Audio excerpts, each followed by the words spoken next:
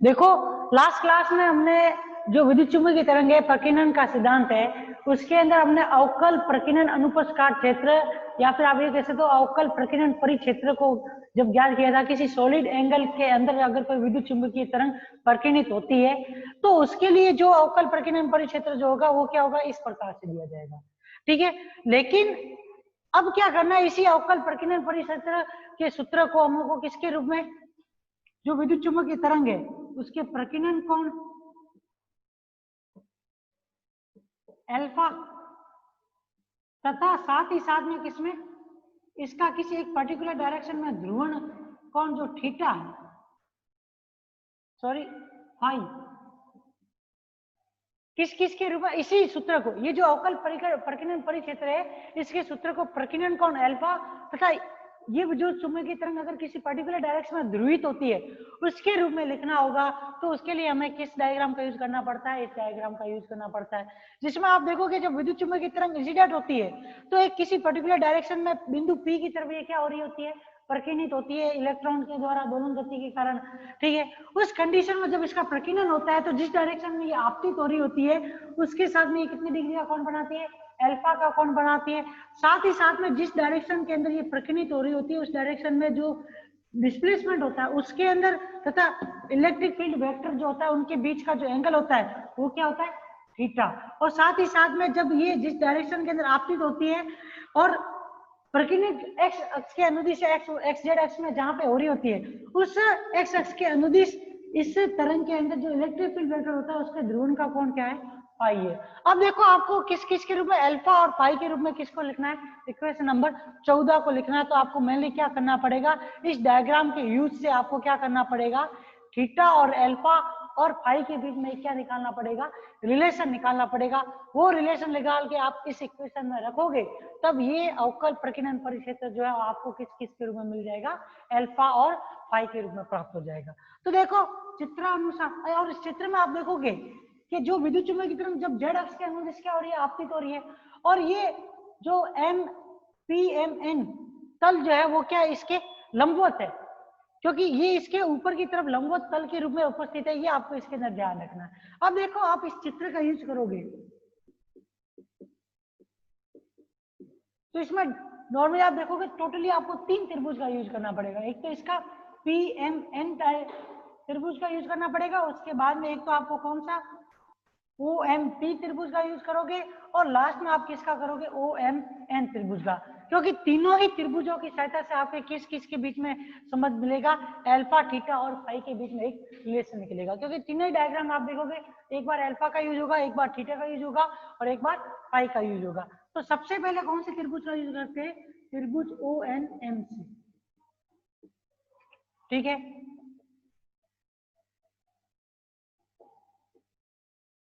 इसका यूज होगा cos sine, और कॉस साइन के रूप में अगर आप रिलेशन निकालोगे तो उसके लिए लाला बटा कक्का आधार बटा कर्ण और लंब बटा आधार, इन चीजों का यूज करके आप क्या निकालोगे, रिलेशन निकालोगे। तो त्रिभुज ओ एन एम से कॉस फाई का अगर मान लिखना चाहोगे तो कॉस फाई बराबर क्या आएगा आपके, आधार बटा कर्ण। ठीक है, यहाँ पे आधार और कर्ण जो है वो आपके क्या है, ओ एम अपॉन ओ। ठीक है, आधार क्या है आपका ये ओ एम, और कर्ण क्या है आपके इसके सामने वाला ओ एन। तो यहां से ओ एम का मान किसके बराबर आ जाएगा, ओ एम बराबर ओ एन कोस फाई, समीकरण नंबर 19। ठीक है, इसी तरीके से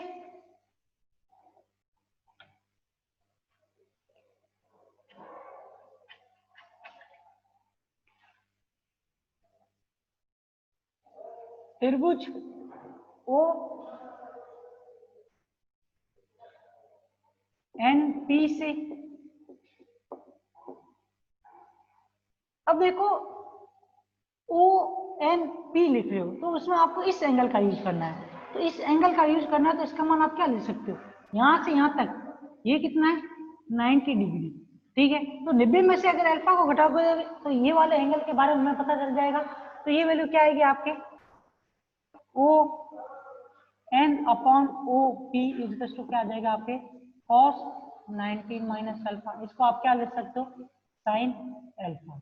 तो यहाँ से ओ एन का मान क्या आ जाएगा आपके, ओपी साइन अल्फा, और ओपी का मान क्या है, यहाँ से देखिए यहाँ तक ये है ओ एन बराबर आर साइन अल्फा। क्या होगी आपके समय के नंबर 16। ठीक है, इसी तरीके से अब लास्ट में कौन से त्रिभुज का करना है, ओ एम एन त्रिभुज का यूज आपको करना है, सॉरी ओ एम पी त्रिभुज का, इस वाले ओ एम और पी त्रिभुज ओ एम पी से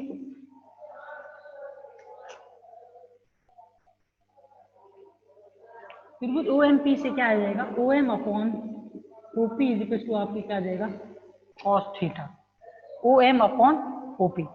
यहाँ पे ओ एम अपॉन ओपी का मान किसके बराबर आ गया, कोस थीटा के, तो ओ एम बराबर क्या आ जाएगा आपके आर कोस थीटा।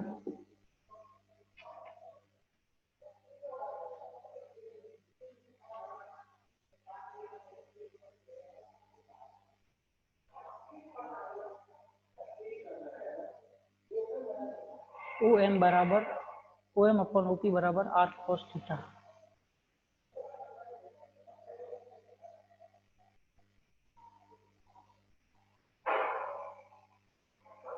अब देखो यहां से ये इक्वेशन नंबर क्या हो जाएगी आपकी 17। अभी आपने इक्वेशन नंबर जो 15 लिखी थी त्रिभुज कौन से त्रिभुज इस वाले से ओ एम एन से, तो उस कंडीशन में ओ एम बराबर क्या था आपके पास में, ओ एम बराबर O N cos phi cos alpha था। ठीक है,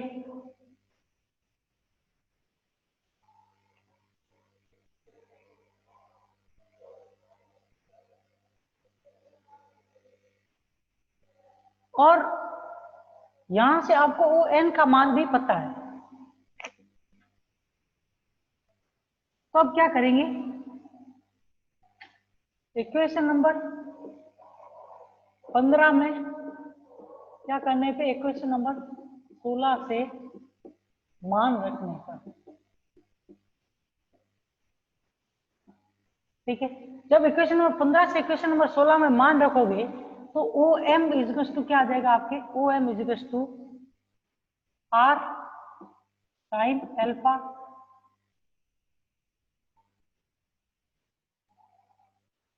इंटू कॉस फाई।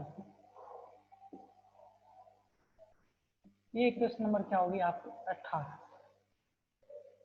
अब इस डायग्राम का मेनली कुछ यूज नहीं है, जो यूज था वो किस किस के लिए, ओ एन और ओ एम। वापिस आप देखोगे तो इस इक्वेशन में दो इक्वेशन है, एक तो ये ओ एम और एक ये ओ एम, दोनों का ही मान क्या होगा, इक्वल होगा, तो वहां से आपके किस किस के बीच में थीटा अल्फा और फाई के बीच में एक रिलेशन निकल जाएगा। मेनली आपको ये जानना क्या है कि जब भी विद्युत चुंबकीय तरंग इंसिडेंट होगी तो आपने स्टार्ट में ही पढ़ा था जेड एक्स के अनुदिश इंसिडेंट होती है और एक्स एक्स के अनुदिश की डायरेक्शन के अंदर वो क्या होती है, प्रकीर्णित होती है। तो इस कंडीशन में प्रकीर्णन और आपतन के अंदर जो ये एंगल बनते हैं उन एंगल के बीच में जो ये रिलेशन निकलेगा उसका यूज आपको किसके अंदर करना है, अवकल प्रकीर्णन परिक्षेत्र वाले फॉर्मूले में यूज करना है। तो अब आप देखो इक्वेशन नंबर 17 और 18 को क्या करोगे, कंपेयर करोगे।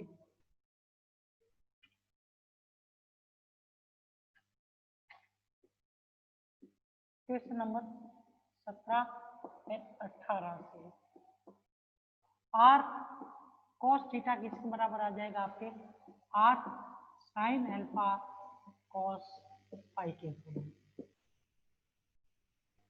ये क्या होगी, आर से आर गया तो यहां से कॉस थीटा बराबर क्या आ जाएगा आपके, साइन अल्फा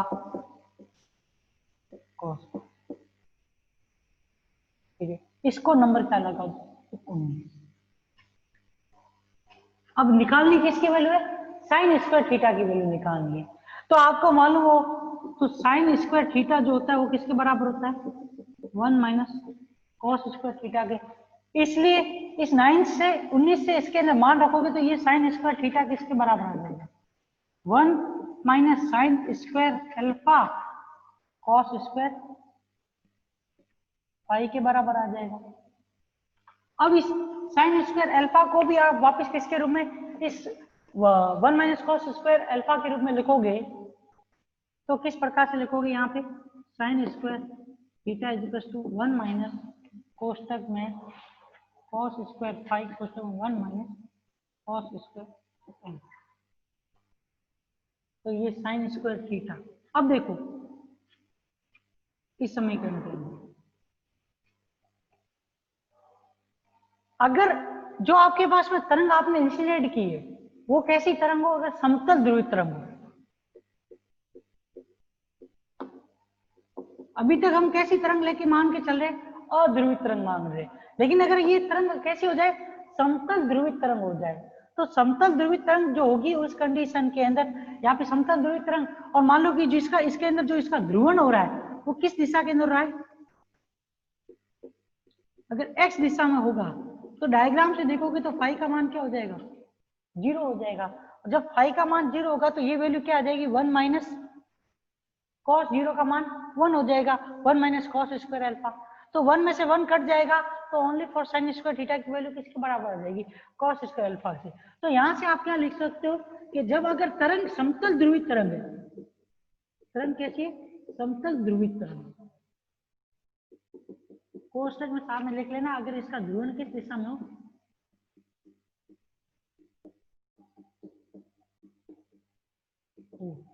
तो ओनली फॉर ओनली इसकी एक ही वैल्यू पॉसिबल है,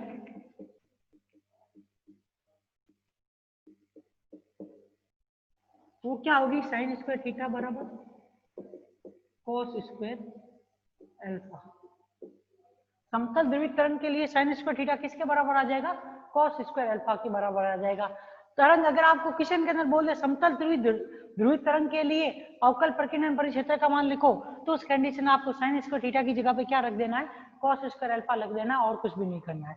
अब देखो, लेकिन अगर तरंग क्या है, किसी भी डायरेक्शन के अंदर ध्रुवित नहीं है, अध्रुवित तरंग है, तो उस कंडीशन में इस साइन स्क्वायर थीटा की सारी वैल्यू क्या हो सकती है, पॉसिबल हो सकती है। तो उस कंडीशन के अंदर ये इक्वेशन जो है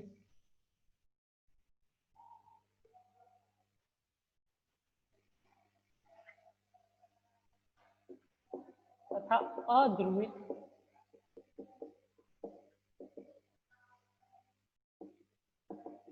के लिए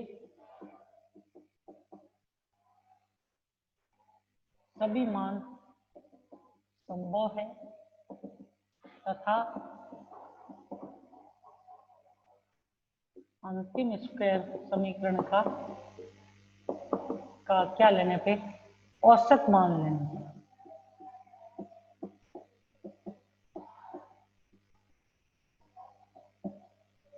ठीक है, अब देखो प्रकीर्णन कोण जो है, अब इसमें आप देखोगे ना तो ये वाला कोण और ये वाला कोण, प्रकीर्णन कोण तो हमेशा आप जो भी तरंग अगर एक बार प्रकीर्णित होगी तो वो फिक्स रहेगा, चेंज ओनली फॉर ओनली क्या हो सकता है, फाई का मान चेंज हो सकता है।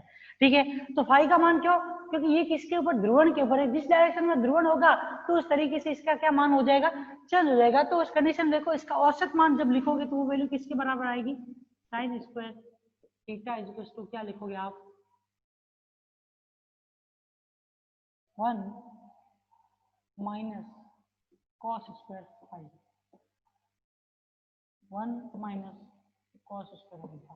क्योंकि औसत मान उस चीज का निकालते हैं, अगर वैल्यू का आपको फिक्स नहीं मालूम हो, अलग अलग वैल्यू प्राप्त हो रही हो, तो उसकी एवरेज वैल्यू निकाल के सॉल्यूशन करते हैं। इस वजह से इसके अंदर सिर्फ ओनली फॉर ओनली इसका कॉस स्क्वायर फाई का औसत लिया जाएगा, और कॉस वाली टर्म और साइन वाली टर्म का जो औसत होता है वो किसके बराबर होता है, 1/2 के बराबर होता है। तो यहाँ से ये साइन स्क्वायर थीटा जो है वो किसके बराबर आ जाएगा आपके, 1 minus 1/2 1 minus cos square alpha.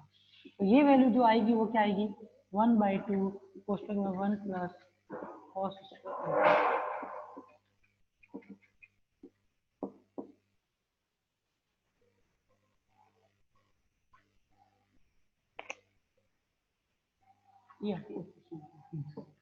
अब क्या करो, इस इक्वेशन नंबर 20 से जो इक्वेशन नंबर 14 में हमने अवकल प्रकीर्णन परिक्षेत्र निकाला था उसमें मान रखेंगे।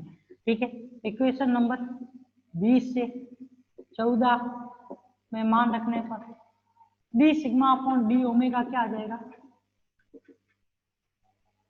ओमेगा जो है वो क्या आ जाएगा आपके आर नॉट का स्क्वायर ओमेगा की power 4 upon omega naught square minus omega square का square plus g square omega कोष्टक में multiply 1/2 1 plus cos square alpha.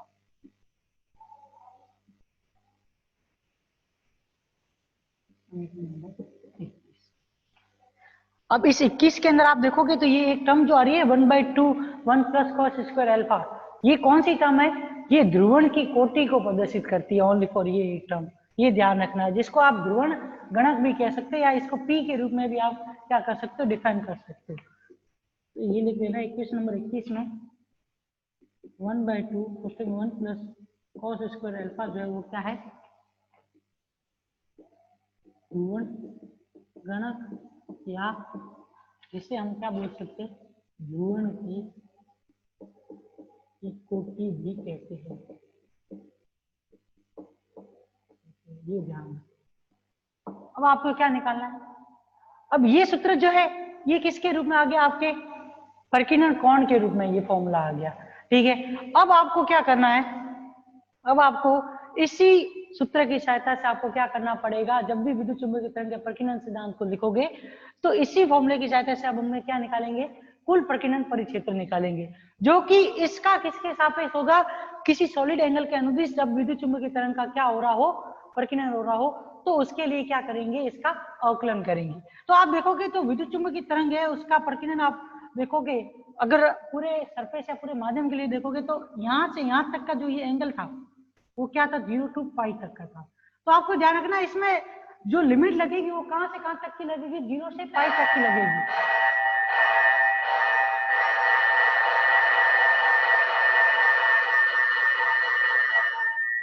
क्योंकि अभी आपको जो कुल प्रकीर्णन परिक्षेत्र निकालना है वो टोटल एनर्जी कितनी प्रकीर्णित होती है वो ज्ञात करनी है, इस वजह से यहाँ पे एंगल क्या होगा, 0 से पाई तक वाला यूज होगा। अब देखो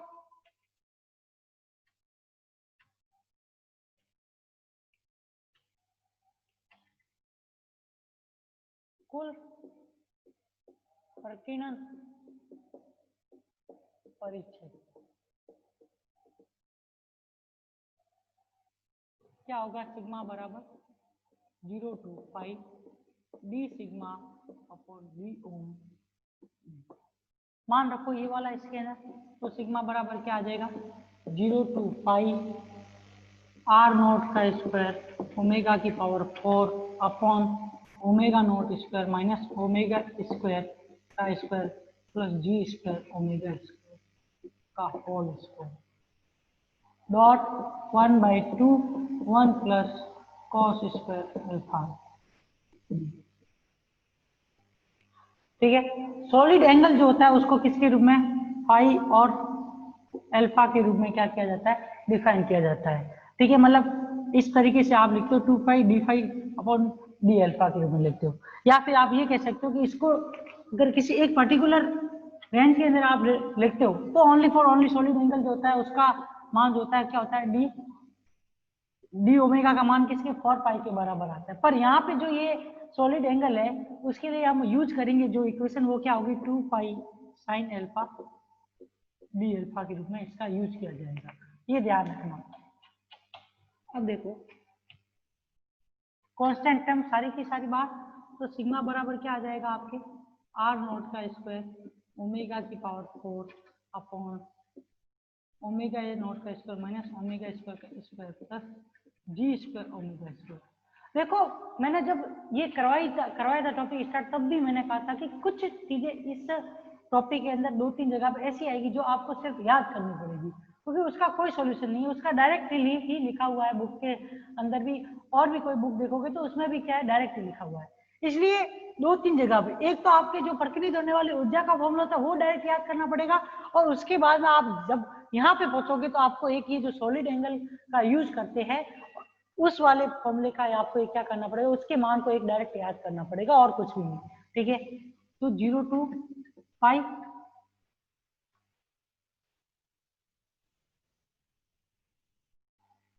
वन बाई टू कोष्टक में 1 plus cos square alpha 2 pi sine alpha. जब इस इंटीग्रेशन को सॉल्व करते हैं तो ये जो वैल्यू आती है वो आर नॉट का स्क्वायर ओमेगा की पावर 4 अपॉन ओमेगा नॉट का स्क्वायर माइनस ओमेगा स्क्वायर का square plus g square omega into 8 पाई। स्टैंडर्ड इंटीग्रेशन है इसलिए डायरेक्ट इसका सॉल्यूशन ही लिखा जाएगा। और ये इक्वेशन अब देखो दो इक्वेशन आपने लिखी। अब ये तो आपके किसको प्रदर्शित करता है? कुल प्रकीर्णन परिक्षेत्र का सूत्र, ठीक है ना। विद्युत चुंबकीय प्रकीर्णन चुंबकीय तरंग का प्रकीर्णन पढ़ोगे जो दो फॉर्मूले निकाले हैं, एक तो आपने D sigma upon d omega, ठीक है, और एक ये सिग्मा। तो दोनों में फॉर्मूलों में आप देखोगे तो ये किसके ओमेगा की पावर 4 ओमेगा की पावर 4 साथ साथ ओमेगा नॉट। देखोगे तो दोनों की दोनों समीकरण जो D sigma upon d omega की एक इक्वेशन नंबर आपने 21 लिखी और ये इक्वेशन जो आपने लिखी है अभी इस सिग्मा की इक्वेशन नंबर आपने 22। इन दोनों समीकरण में आप देखोगे तो कॉमन चीज ये है कि दोनों की दोनों समीकरण किसके ऊपर डिपेंड करती है? आपतित होने वाले विद्युत चुंबकीय तरंग की आवृत्ति ओमेगा और साथ ही साथ में जो माध्यम के कण जिस उस दोनों आवृत्ति के साथ में दोलन करते हैं उसके ऊपर डिपेंड करते हैं। तो ये आपको ध्यान रखना है कि जो इक्वेशन नंबर 22 तथा इक्वेशन नंबर 21 जो लिख ली थी दोनों की दोनों अवकल प्रकीर्णन परिक्षेत्र और कुल प्रकीर्णन परिक्षेत्र दोनों ही किसके ऊपर डिपेंड करेंगे? आपतित होने वाली विद्युत चुंबकीय तरंग की आवृत्ति के ऊपर डिपेंड करेंगे। जिस प्रकार की आवृत्ति होगी वैसे ही तरंगों का क्या होगा? प्रकीर्णन होगा या फिर आपको क्या मिलेगा? प्रकीर्णन परिक्षेत्र का मान प्राप्त होगा। अब देखो यहाँ पे लास्ट में लिख लो एक पॉइंट, कुल प्रकीर्णन तथा अवकलनी प्रकीर्णन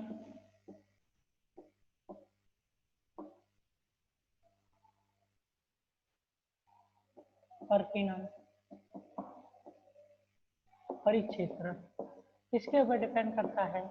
आपतित होने वाली विद्युत चुंबकीय तरंग की आवृत्ति पर निर्भर करती है। और जब ये इस आवृत्ति के ऊपर डिपेंड करती है तो उस कंडीशन में तीन प्रकार के प्रकीर्णन देखे जाते हैं। आप ये कह सकते हो इसके अंदर तीन कंडीशन हो सकती है, क्योंकि आप देखोगे इस इक्वेशन के अंदर ये जो टर्म है उसकी वजह से टोटली आप लोगों को क्या पढ़नी पड़ेगी? तीन कंडीशन। एक तो सबसे पहले अगर ओमेगा का मान क्या होता है? Very very greater than omega naught होता है। Second omega equals to omega naught हो जाए। थर्ड कंडीशन जब omega is very very less than omega naught हो जाए। तो उन तीनों ही कंडीशन में किस प्रकार की प्रकीर्णन होगा या इन तीनों ही कंडीशन में जो प्रकीर्णन होगा उसको कैसा प्रकीर्णन कहते हैं, उसका क्या नाम है, उसको किसने डिफाइन किया, वो हमें पढ़ना पड़ेगा। ठीक है, तो अब उसी के बारे में देखेंगे।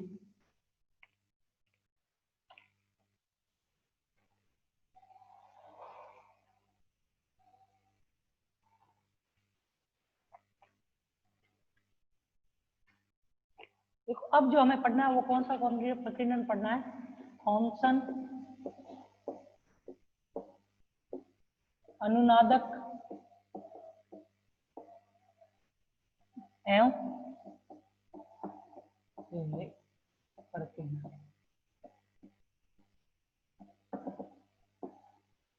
ठीक है, सबसे पहले साइड में तो जो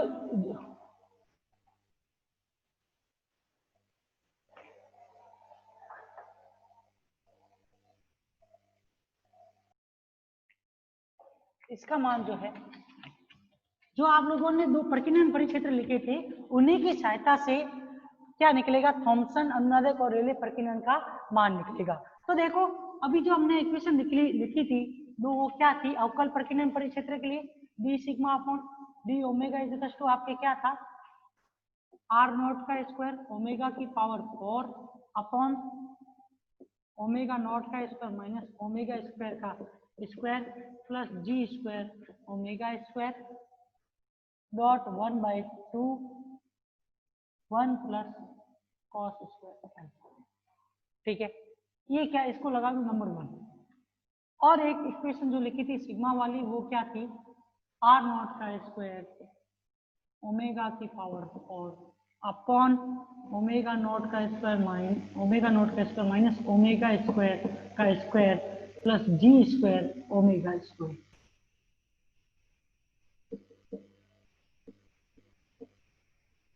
और साथ में मल्टीप्लाई में क्या है 8 पाई।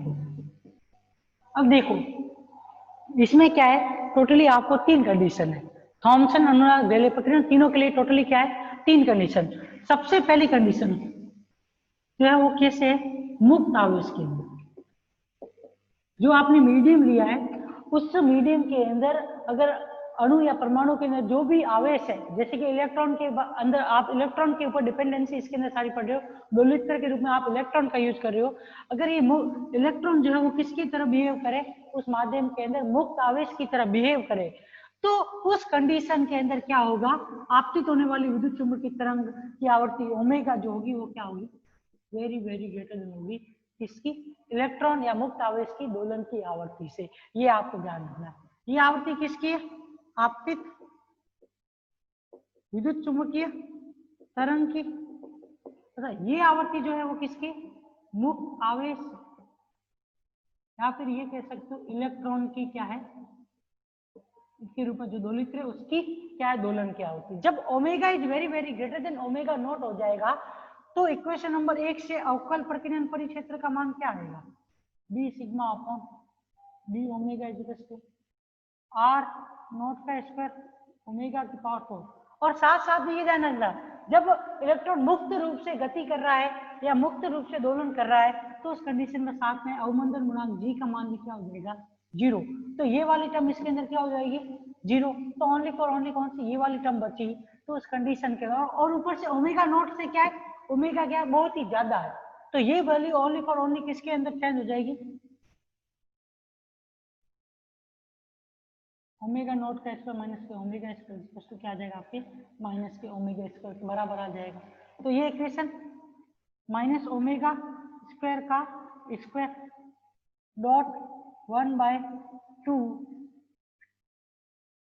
1 प्लस कॉस स्क्वायर एल्फा, तो ये D sigma upon d omega जो है वो किसके बराबर आ जाएगा आपके आर नॉट का स्क्वायर, क्योंकि तो ओमेगा की पावर 4 से ही ओमेगा की पावर 4 कट जाएगी, अपॉन नीचे क्या आ जाएगा 2 cos square 1 plus cos square. ठीक है, इसी तरीके से आप सिग्मा का मान रखोगे तो यहां से भी ये वाली टर्म एक दूसरे से कट जाएगी, तो ओनली फॉर ओनली इसके अंदर जो टर्म बचेगी सिग्मा, तो इक्वेशन नंबर 2 से सिग्मा का मान क्या आ जाएगा आपके 8 पाई आर नोट का स्क्वायर अपॉन, ये क्या हो गया आपके नंबर 3 नंबर 4। ये जो इक्वेशन नंबर 3 तथा 4 जो है वो कौन से प्रकीर्णन को प्रदर्शित करती है, थॉमसन प्रकीर्णन। ये ध्यान रखना, जो थॉमसन ने अपने प्रकीर्णन के फॉर्मूले दिए थे वो कैसे अवस्था में, मुक्त अवस्था में अगर कोई भी दोलित्र अगर गति करता है तो उस कंडीशन में उसका जो प्रकीर्णन है वो कौन सा प्रकीर्णन कहलाता है, थॉमसन प्रकीर्णन। और इस कंडीशन में आपतित होने वाली विद्युत चुंबकीय तरंग की आवृत्ति क्या होगी, आपके इलेक्ट्रॉन या फिर दोलित्र की आवृत्ति से क्या होती है, बहुत ही अधिक होती है। ये आपको इसमें ध्यान रखना। ठीक है, अब इसी तरीके से सेकंड कंडीशन,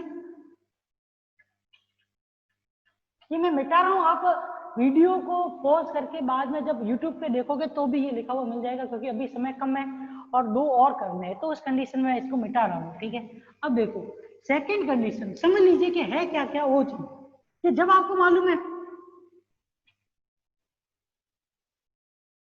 ओमेगा किसके बराबर हो जाए, ओमेगा नॉट के, मतलब माध्यम से परिबद्ध जो इलेक्ट्रॉन है उनके दोलन की आवृत्ति और साथ ही साथ में आपतित होने वाले विद्युत चुंबकीय तरंग है उसकी आवृत्ति अगर इक्वल हो जाए तो उस कंडीशन के अंदर D sigma upon d omega का मान क्या आएगा आपके,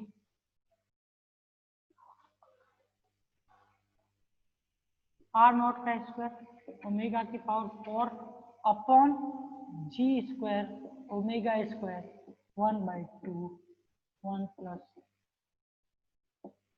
और एक चीज आपको ये ध्यान रखना, कि जब मैंने स्टार्ट किया था तब भी मैंने बताया था कि जब भी विद्युत चुम्बकीय तरंग और इलेक्ट्रॉन दोनों की अगर दोलन आवृत्ति समान हो जाती है तो वो कंडीशन कौन सी कंडीशन होती है, वो उस इलेक्ट्रॉन के दोलन की अनुनाद की कंडीशन होती है, जिसमें सबसे अधिकतम उसकी क्या होगी, आवृत्ति होगी। ये और ध्यान रखना, ठीक है। तो यहाँ पे r naught square upon g square omega की पावर 4 अपॉन जी स्क्वायर है, तो ये इससे कट जाएगा, तो d sigma upon d omega जो है वो किसके बराबर आ जाएगा, आपके आर नॉट का स्क्वायर ओमेगा का square upon g square dot 1/2 1 plus cos square alpha, ठीक है। और इसी तरीके से सिग्मा का मान जो आएगा वो क्या आएगा, आपके 8π/3 कोष्टक में आर नॉट का आर नॉट ओमेगा अपॉन जी का होल स्क्वायर।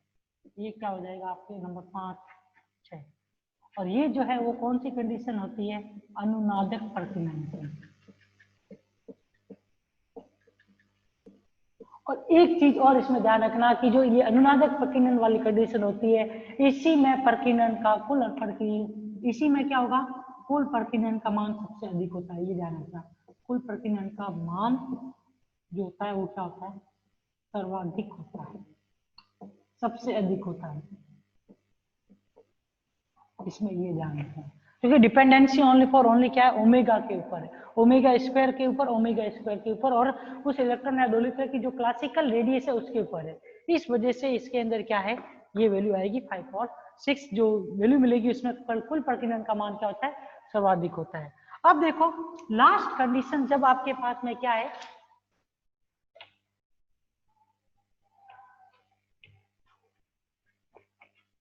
थर्ड कंडीशन, जब क्या omega is very very less then होता है ओमेगा नॉट, मतलब आपतित होने वाली प्रकीर्णन और जो माध्यम है उसके अंदर बद जो इलेक्ट्रॉन के रूप में दोलित्र है, उन दोनों की आवृत्ति में ऐसा अंतर है कि जहाँ पे इलेक्ट्रॉन की आवृत्ति जो है आपतित होने वाली विद्युत चुंबकीय तरंग की आवृत्ति से अधिक है, तो उस कंडीशन में एक तो चीज हो जाएगी, अवमंदन गुणांक का मान क्या हो जाएगा, 0, क्योंकि अब इसके ऊपर इलेक्ट्रिक फील्ड के कारण कोई भी अवमंदन बल नहीं लगेगा जो कि उसकी गति को धीरे कर सके, ठीक है। तो डी का मान क्या हो गया, 0। साथ ही साथ में ओमेगा नॉट का स्क्वायर माइनस ओमेगा स्क्वायर किसके बराबर आ जाएगा, ओमेगा नॉट के स्क्वायर के बराबर आ जाएगा।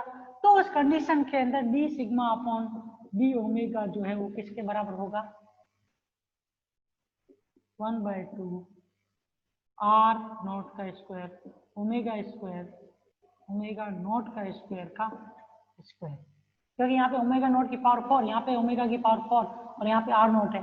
तो आप क्या करोगे, इसको जब आप स्क्वायर के रूप में पूरे को लिखोगे तो ये इक्वेशन मिलेगी, ठीक है। और साथ में क्या आ जाएगा, 1 प्लस कॉस स्क्वायर अल्फा। इसी तरीके से सिग्मा का मान जो होगा वो क्या होगा, 8π आर नॉट का स्क्वायर अपॉन 3 ओमेगा की पावर 4 अपॉन ओमेगा नॉट की पावर नंबर 7 नंबर। और ये दोनों समीकरण जो है कौन सी कंडीशन को प्रदर्शित करते हैं, रेले प्रकीर्णन। और ध्यान रखना जो रेले प्रकीर्णन होता है उसी की सहायता से दो चीजें जो है समझी जाती है, एक तो आकाश का क्या होना, नीला रंग का होना, और साथ ही साथ में सूर्य उदय तथा अस्त की कंडीशन में सूर्य का लाल होना। ये दोनों ही कंडीशन किसकी सहायता से पढ़ी जाती है, रेले प्रकीर्णन की सहायता से पढ़ी जाती है, आपको इसमें ध्यान रखना है। और जब आप इन तीनों का मिक्सअप ग्राफ बनाओगे तो वो ग्राफ जो है वो कैसा ग्राफ होगा, वो इस तरीके का ग्राफ होगा, किसके किसके बीच में, सिग्मा के बीच में और ओमेगा के बीच में ग्राफ बनाओगे तो ग्राफ कैसा आएगा, इस तरीके से।